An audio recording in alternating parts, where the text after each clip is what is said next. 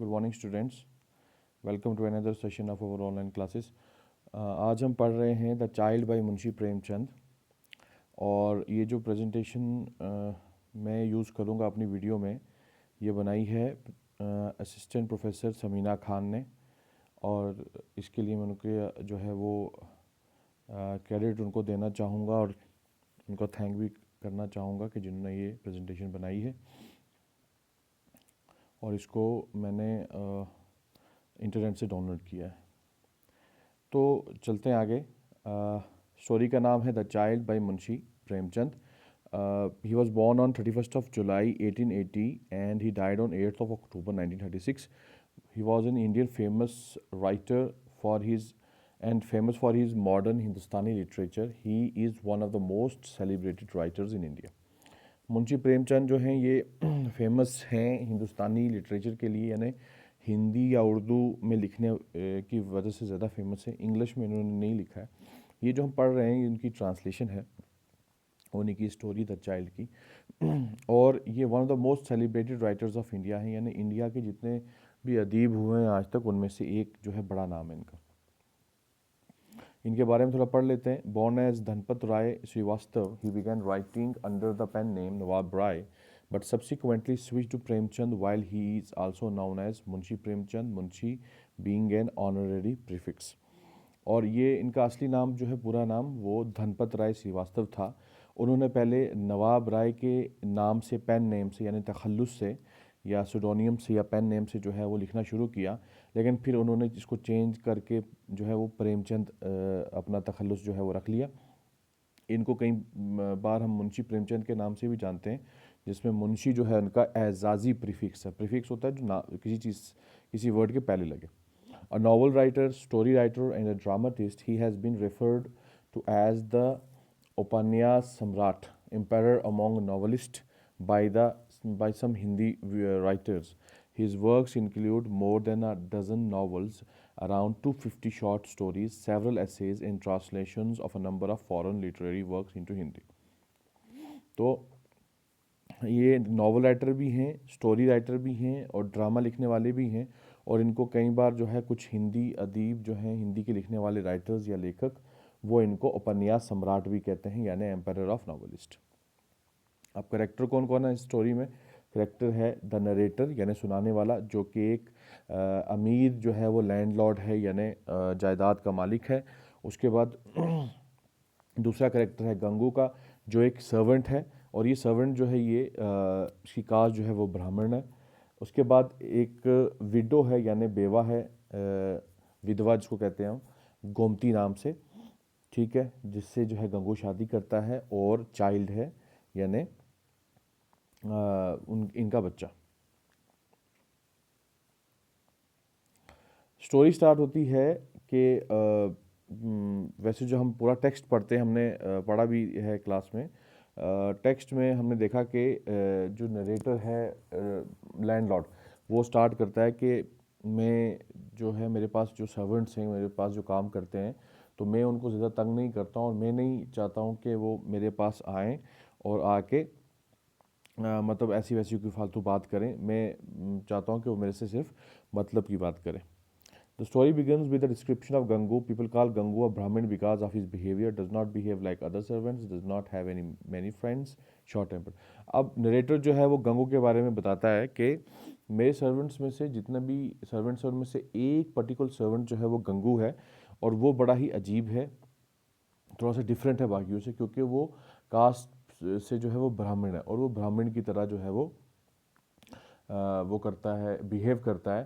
तो मैं उसको फिर ज़्यादा उसको कुछ कहता नहीं हूँ, क्योंकि मुझे थोड़ा सा उससे डर भी लगता है और मैं हिचकिचाता भी हूँ। लेकिन वो कहता है नरेटर कि बाकी जो ब्राह्मण या ब्राह्मण पंडितों की तरह जो कि लर्नड होते हैं, पढ़े लिखे, एजुकेटेड होते हैं, ये जो है वो पढ़ा लिखा नहीं है, इसको पढ़ना लिखना नहीं आता। अब सीधा कहानी पे चलते हैं। One morning Gangu came to talk with his master the narrator. He was very hesitant and the master was very impatient. But after a lot of hesitation and difficulty, Gangu said at last, I wish to be relieved of my duty, sir. I shall not be able to serve you any longer. एक सुबह आप कहानी सुनाता है, जो narrator है सुनाता है कि गंगू मेरे पास आया और हिचकिचाते हुए पहले काफ़ी देर तक हिचकिचाता रहा और बात को घुमाता रहा। तो जब नरेटर ने उसको कहा भाई कि सीधे बात करो कि क्या माजरा है, क्या बात करना चाहते हो, कोई सैलरी का मसला है या क्या है, तो उसने कहा सर कि नहीं सैलरी वैलरी का मसला नहीं है, लेकिन मैं यहाँ आपकी नौकरी जो है छोड़ के जाना चाहता हूँ। तो मैंने पूछा, नरेटर कहता है मैंने पूछा, why do you want to leave, I asked. I do not want people to point fingers at you on my account, replied Gangu. Why don't you say clearly what is on your mind, I told Gangu impatiently. Sir, the thing is that woman who has just been turned out of widow's home, that Gomti Devi, I want to marry her, sir. और अब वो कहता, नेटर कहता है कि मैंने उससे पूछा कि क्यों तुम जाना चाहते हो। तो उसने कहा कि सर मैं नहीं चाहता कि मेरी वजह से आप पे कोई उंगली उठाए, आप पे कोई शक करे, आपके किरदार पे कोई शक करे। तो मैंने इसको पूछा कि भाई क्या मसला क्या है, कि क्यों घुमा फिरा के बात कर रहे हो, क्लियरली बोलो क्या मसला है। तो गंगू कहता है कि सर वो जो औरत है गोमती देवी, जिसको अभी विडोज़ होम यानी जो बेवाओं का जो घर है होता है, मतलब जो उनका आश्रम टाइप होता है, उससे निकाला गया है सर, मैं उससे शादी करना चाहता हूँ। अब इसके बाद गोमती देवी के बारे में जो है वो बताता है नरेटर कि गोमती देवी कौन है। गोमती देवी जो है एक बेवा है और उसकी शादी जो है वो 2 बार ऑलरेडी हो चुकी है, लेकिन हर बार क्या होता है कि वो लड़ झगड़ के या किसी तरीके से जो है अपने पति को छोड़ के वापस आश्रम में आ जाती है।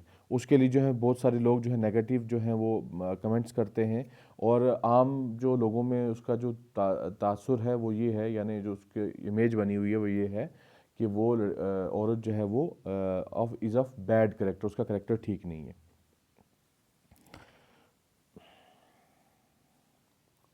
तो नरेटर कहता है कि मैं तो ये कह रहा था, मैंने उसको कहा भी कि ये ऐसा वैसा मसला है।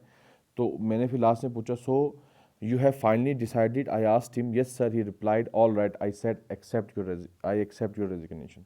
तो फिर लास्ट में मैंने उससे पूछा कि अच्छा ठीक है, तुम्हारा आखिरी फैसला यही है कि मतलब इतना उसकी बदनामी हुई है इसमें सोसाइटी में, फिर भी तुम मुझसे शादी करना चाहते हो। तो उसने कहा यस सर, हाँ मैं उससे शादी करना चाहता हूँ। तो मैंने कहा ठीक है, मैं तुम्हारा रेजिग्नेशन यानी इस्तीफ़ा एक्सेप्ट करता हूँ, तुम जो है नौकरी छोड़ के जा सकते हो। 5 months passed. Gangu had married Gomti and was working as a hawker. The narrator always stopped to inquire about him when he passed him on the road. Gangu was always happy, glowing, carefree. उसके बाद 5 महीने गुजर जाते हैं और 5 महीने मतलब शादी हो जाती है गंगू की और गोमती की, और 5 महीने गुजर जाते हैं। और नरेटर कहता है कि जब भी मैं इसको मिलता हूँ रोड पे कहीं पे भी गंगू को, तो मैं उसका हाल वाल पूछता हूँ, और मैंने हमेशा देखा कि वो खुश है और केयर फ्री है, उसको किसी चीज़ की चिंता नहीं है। और वो हॉकर का काम कर रहा है, यानी ये जो फेरियाँ लगाते हैं ना, मतलब किसी चीज़ को रोड पे बेच रहे होते हैं या रेडी लगा के या खुद ऐसे ही वो। One day the news came that Gomti had run away, Gangu was heart broken. और एक दिन एक मैंने न्यूज़ सुनी दोबारा से कि गोमती फिर से जो है वो भाग गई है, इस बार गंगू के घर से, और गंगू जो है उसका दिल टूटा हुआ है। She had gone away without telling Gangu. Gangu says, I am sure I wasn't good enough for her. She was educated and I am an absolute illiterate. If I had stayed with her a little longer, she would have made a man out of me. लेकिन फिर भी बेचारा जो गंगू है वो कहता है कि नहीं, इसमें उसकी गलती नहीं है, इसमें हो सकता है मेरी गलती हो, क्योंकि वो पढ़ी लिखी औरत थी और मैं इलिटरेट जाहिल आदमी था। तो अगर मैं उसके साथ और रहता तो शायद मैं और अच्छा इंसान बन सकता था। तो मुझे लगता है कि मेरी कमी की वजह से वो मुझे छोड़ के गई। Gangu goes to search for her. He finds out that she has gone to a women's hospital in Lucknow. He immediately goes to Lucknow and brings her back home. Gangu जो है उसको ढूंढने लग जाता है, सर्च करता है उसकी, और आखिरकार जो है उसको पता चलता है कि वो एक औरतों के अस्पताल में जो है वो चली गई है, वहाँ शायद काम कर रही है। और वो एकदम इमीडिएटली यानी एकदम जो है लखनऊ पहुँचता है और वहाँ से उसको घर अपने ले आता है। When the narrator meets him again, he is glowing and carrying a baby in his arm. और अब जब अगली बार ये नरेटर यानी कहानी सुनाने वाला, नरेटर कहते हैं कहानी सुनाने वाले को, और मतलब जो मालिक भी था उसका, ये दोनों एक ही हैं। तो ये जब अगली बार कहता है कि मुझसे मिला, तो मैंने अगर देखा कि उसके हाथ में, उसके मतलब बाजुओं में, आर्म्स में जो है एक बच्चा था, एक बेबी था। I said tauntingly, oh so you have got a boy also. और मैंने बड़ी टॉन्ट के तरीके से यानी ताना मारते हुए कहा कि अच्छा अच्छा, तुम्हारा बच्चा भी है। डैट इज़ पर has why she ran away. और शायद इसी वजह से ये भाग गई थी, क्योंकि शायद इसको मतलब बच्चा होने वाला था। Are you sure this is your child, और मैंने उससे पूछा क्या आप श्योर हो कि ये आप ही का बच्चा है। तो आगे से गंगू कहता है वाई माइन बाबूजी, इट इज़ गॉड्स, कि मेरा क्यों होगा बाबूजी, ये तो गॉड का है, भगवान का है, अल्लाह का है। It was a month old only yesterday, और अभी एक ही महीने का हुआ है सर ये। How long have you been married, this is the 7th month. और मैंने पूछा कि अच्छा ये अगर एक महीने का तो तुम्हारी शादी जो है कब हुई थी, तो उसने कहा कि 7 महीने पहले मेरी इससे शादी हुई थी। So this child was born within 6 months of your marriage. Yes, said Gangu, undisturbed. And still you consider it your child? Yes, sir. तो फिर मैंने उससे पूछा कि अच्छा तुम्हारी शादी के 6 महीने के अंदर अंदर जो है बच्चा पैदा हो गया, और फिर भी तुम्हें जो है लगता है कि ये तुम्हारा बच्चा है। तो गंगू को इससे जो है वो कोई फ़र्क नहीं पड़ा, वो अनडिस्टर्ब रहा। उसने कहा हाँ सर मेरा ही है। Gangu says he is never bothered that the child would not be his. He says that he had told Gomti to leave him if she did not love him, but she should not let the child separate them. Gangu ने कहा कि sir मुझे इससे कभी फ़र्क नहीं पड़ा कि चाहे बच्चा मेरा है या किसी का है। मैंने गोमती को जो है वो सीधा बोला हुआ था कि अगर तुम जो है मुझसे प्यार करती है तो ठीक है, नहीं करती तो तुम मुझे छोड़ के जा सकती है, लेकिन इस बच्चे की वजह से हम एक दूसरे से नहीं बिछड़ेंगे, सेपरेट नहीं होंगे। मैं इस बच्चे को एक्सेप्ट करता हूँ। After all when one takes a harvested field one does not refuse the crop merely because someone else has grown it.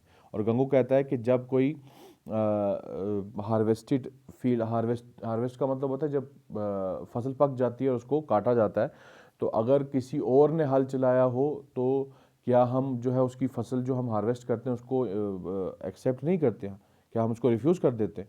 तो वही गंगू कहता है कि मेरे लिए भी ऐसा ही है कि मैं इसको गॉड का, भगवान का बच्चा मानता हूँ, उसका दिया हुआ जो है वरदान मानता हूँ, और मैं गोमती और इस बच्चे को दोनों को एक्सेप्ट करता हूँ। तो ये थी स्टोरी द चाइल्ड की बाय प्रेमचंद। और इसमें हमने देखा कि इसमें एक कैरेक्टर है, जो मेन कैरेक्टर है उसमें वो गंगू है, और जो ये लैंडलॉर्ड है, जो उसका मालिक है, ये एक नरेटर है और एक छोटा कैरेक्टर भी है स्टोरी का, लेकिन मेन कैरेक्टर हमारा गंगू है, क्योंकि गंगू के बारे में ज़्यादा जिक्र हो रहा है, अपीयरेंस गंगू की ज़्यादा है कि। और यहाँ पे जो है एक एक ज़बरदस्त मैसेज जो है वो प्रेमचंद हमें दे रहे हैं कि हालांकि गंगू जो है वो इलिटरेट भी था, यानी पढ़ा लिखा नहीं था, और ऊंची ज़ात का भी था, लेकिन फिर भी उसको इससे फ़र्क नहीं पड़ा एक औरत को एक्सेप्ट करते हुए कि मैं ऊंची ज़ात का हूँ और मुझे ऐसा काम नहीं करना चाहिए। फिर भी उसने एक ऐसी बेवा से शादी कर ली जो 2 बार ऑलरेडी अपने पति के घर से जो है वो भाग चुकी थी, लेकिन उसने फिर भी उसको एक्सेप्ट कर लिया। और फिर जब वो भाग जाती है उसके घर से भी, वो फिर भी उसको ढूंढ के जो है वापस लाता है, उसको बच्चा भी हो जाता है, फिर भी उसको जो है वो एक्सेप्ट कर लेता है। तो यहाँ पे एक मैसेज ये सबसे अच्छा जो दे रहे हैं प्रेमचंद, वो ये है कि इलिटरेट होने के बावजूद जो है वो उसके अंदर इतनी सिविलाइजेशन है, उसके अंदर इतनी तहजीब है, और इतनी इतनी प्रोग्रेसिव सोच है उसकी, मतलब फॉरवर्ड सोच है वो, कि बहुत सारे पढ़े लिखे लोगों में ऐसे नहीं होती। Thank you.